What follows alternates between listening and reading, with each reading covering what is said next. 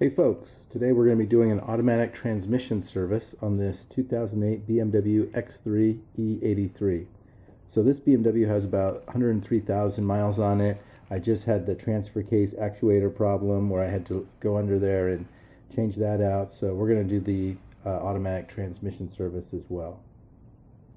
I've also linked several of the products that I've used for this, which I purchased on Amazon. So feel free to go check those out before you get started. Also, I'd like to thank Bavarian Autosports for their videos around how to change the automatic transmission fluid for a BMW. It was very easy to follow, and it gave me the confidence to try to do it myself. So let's go ahead and get started.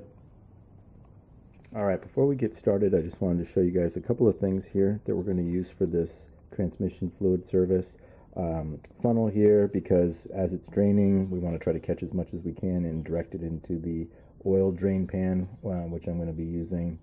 Also this gasket remover, I'm really paranoid about this thing leaking when I'm done, so I'm going to make sure I use this to get all of the gasket off, and a plastic scraper to remove it.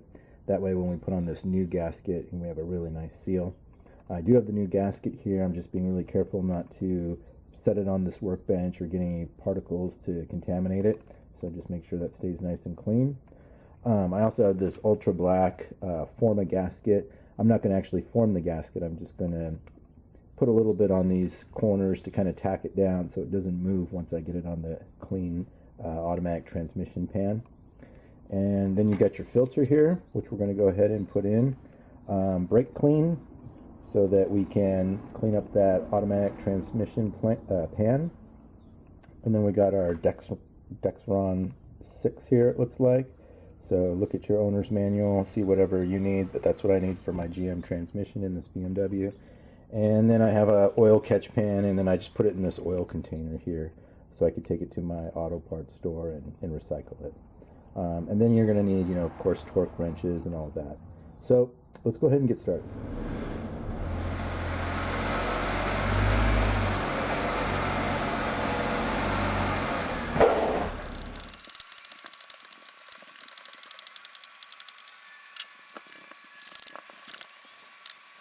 All right, now we're going to come under here and take a look at our automatic transmission. So immediately I see that there's this plastic cover over it, which we're going to have to go ahead and remove. It looks like 4 bolts holding it in. And we might have lost one here, not sure. But anyway, and then there's another one holding it in. So we got to pull this cover off. We're going to do that right now. All right, here we are looking at the automatic transmission pan. The first thing I'm seeing here is a lifetime oil sticker. So this could be confusing. Some people think you don't need to change this, but it is actually good to change this.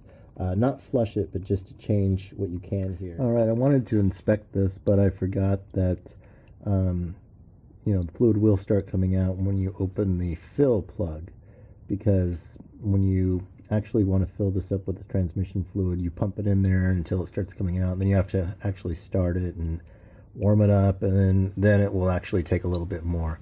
So opening the fill plug actually makes a bunch of fluid come out, so there's really no way to inspect it. So I'm just going to go ahead and take out the main drain plug now, right here, and get the rest of this fluid out, and then we'll start dropping this. All right, let's see, we unscrewed everything except the last 2 bolts of this pan down here to keep it in place, and I just used a flathead screwdriver to kind of pry it free, and we're just getting the last of the fluid out. All right, so here we go with the filter that's out. The gasket came out all in one nice piece. I didn't even have to really use a screwdriver. I just got one little side of it going, and then the whole thing came off. And then here's the pan. Really doesn't look bad at all, actually. There's some particles under here. Here's like the little magnet thing. You can see definite some particles, but not bad at all. So the next step is cleaning this up just to make sure that the new gasket will go on real nice. Changing out this plug for the new one I have, and it actually has a second magnet as well. So we'll do that, use brake clean to clean all this up, and then get our gasket started on here as well. And like I said, clean up the other side of the transmission. Just make sure all that gasket is removed. Alright, so we're cleaning our pan up. I used the gasket eraser around here, and it loosened up all that kind of residue really nicely. It says to let it sit for 15 minutes, so that's what I'm going to do, and then I'll wipe it off with a rag, and then I'll probably hit it with some brake clean also, just because you don't want any of that touching your new gasket. Here's the magnet. It actually just kind of moves, so feel free to take this out and clean it up with the rag.